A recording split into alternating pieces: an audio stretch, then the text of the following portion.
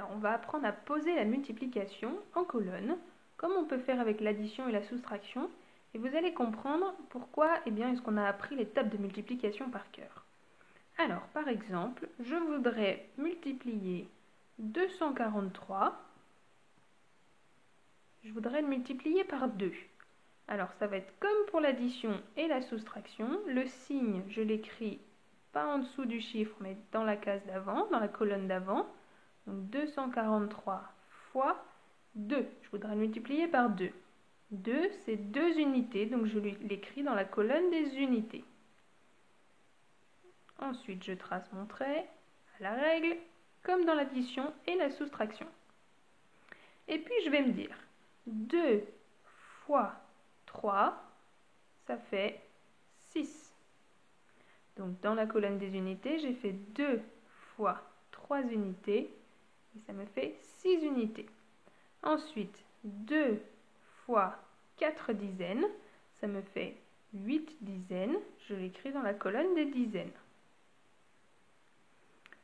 2 fois 4 dizaines, ça me donne 8 dizaines. Ensuite, 2 fois 2 centaines, ça me fait 4 centaines. Je l'écris dans la colonne des centaines. 4. Donc 243 fois 2, ça me donne 486. Allez, on en fait une autre. Cette fois, je voudrais multiplier 130 multiplié fois 3, puisque j'ai appris la table de 3. Je trace mon trait et c'est parti. 3 fois 0 unité, ça me fait 0 unité. 3 fois 3 dans la colonne des dizaines. 3 fois 3, ça fait 9. J'aurai 9 dizaines. 3 fois 1, j'aurai 3 fois 1, ça fait 3. Donc j'aurai 3 centaines.